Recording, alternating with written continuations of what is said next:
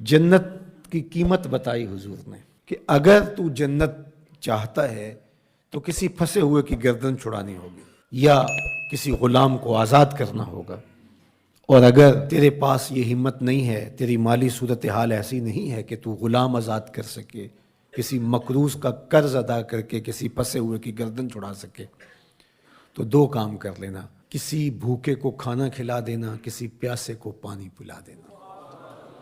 ان دو چیزوں کے بدلے کے اندر تیرا رب تجھ کو جنت عطا کرے گا۔ یہ سودا کوئی مہنگا تو نہیں ہے۔ کسی ضرورت مند کی ضرورت کو پورا کر دینا، کسی دکھیے کو، کسی پریشان حال کو، کسی مفلوق الحال کو، پیاس اور بھوک سے تڑپتے ہوئے شخص کی ضرورت کو پورا کر دینا، یہ دخول جنت کا سبب اور ذریعہ قرار پایا۔ آقا کریم علیہ السلام نے ارشاد فرمایا، 3 اشخاص ہیں اللہ قیامت کے دن ان کے ساتھ ہم کلام نہیں ہوگا اور نہ ان کی طرف نظر رحمت سے دیکھے گا۔ ان 3 اشخاص میں سے ایک شخص کا ذکر کیا کہ ایسا شخص جو کسی ارض فلات میں، کسی جنگل میں، کسی اجاڑ میں تھا اور اس کے پاس پانی موجود تھا، اور کوئی اور شخص بھی اس جنگل میں پھنسا ہوا ملا تو اس نے اس سے 2 گھونٹ پانی مانگا، حالانکہ اس کے پاس اتنا پانی تھا کہ اگر 2 گھونٹ پانی دے دیتا تو اس کے پاس تو پانی پھر بھی موجود رہتا، لیکن اس نے اس ڈر سے کہ ابھی میرا سفر لمبا ہے تو میں اس کو کیوں دوں، تو اس نے پانی نہیں دیا۔ کل قیامت کا دن ہوگا تو اللہ اس شخص کی طرف نظر رحمت سے نہیں دیکھے گا، کہے گا کہ میرے بندے نے تجھ سے پانی مانگا اور تو نے نہیں دیا، آج میں بھی تیری طرف التفات نہیں کروں گا۔ تو اللہ کے بندوں سے پیار کرنا یہ اللہ سے پیار کی دلیل ہے۔ تو اللہ کے بندوں کی مدد، نصرت اور اعانت یہ اللہ کے حضور عقیدتوں کا اظہار اور محبتوں کا ذریعہ ہے۔ وہ لوگ جن کو اللہ نے توفیق دی اور ان کی ضرورت سے زیادہ مال دیا ہے تو وہ معاشرے کے لاچار، مجبور، بھوک، افلاس اور ننگ کے اندر مبتلا لوگوں کی ضرور مدد اور نصرت کیجیے۔ اس وقت دنیا بھوک اور افلاس کی طرف بڑھ رہی ہے۔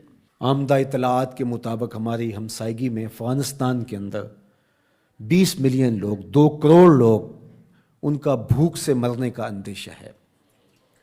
اسی طرح روہنگیا کے اندر زندگی جتنی کٹھن ہے اور جس اذیت میں وہ لوگ زندگی کاٹ رہے ہیں، اسی طرح یمن کے اندر جو کچھ ہو رہا ہے اور شام کے اندر ہم اپنی آنکھوں سے مناظر دیکھیں، 50 لاکھ کے قریب لوگ سخت سردی کے اندر اذیت میں پڑے ہوئے ہیں۔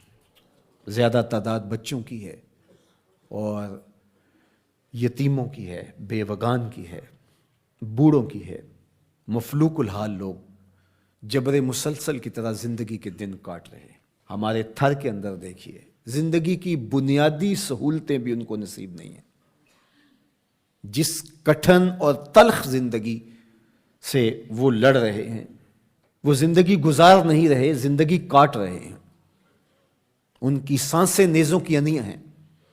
اذیت، تکلیف، بھوک، ننگ، افلاس، فاقے، بے چینی، اضطراب، دکھ، محرومیاں، ذرا ان سب بے بس، مجبور اور لاچار لوگوں کا ایک تصور کیجئے، اور ہم اپنے گھروں کے اندر جو آسودہ زندگی بسر کر رہے ہیں، تو کیا ہمارے اوپر لازم نہیں ہے کہ اللہ کا شکر بھی ادا کریں اور ان لوگوں کی مدد کے لیے مقدور بھر اپنا کردار بھی ادا کریں؟ اللہ امت مسلمہ پر آسانیاں پیدا فرمائے۔ اگرچہ کوئی کافر ہو، حتیٰ کہ کوئی جانور بھی ہو، بھوک، ننگ اور افلاس میں مبتلا ہو، ہمارا دین اس کی مدد، نصرت، اعانت اور تائید کی ترغیب دیتا ہے۔ ہمارے مذہب کا ہمارے لیے حکم ہے کہ ضرورت مندوں کی ضرورت کو پورا کرو، اس کا مذہب پوچھے بغیر، اس کا مسلک معلوم کیے بغیر، اس کی ذات پوچھے بغیر، اس کی شہریت پوچھے بغیر۔ جہاں بھی افلاس میں، غربت میں، بے چینی اور بدحالی میں کوئی بھی ہو، آپ اس کی مدد کریں، اس کی نصرت کریں۔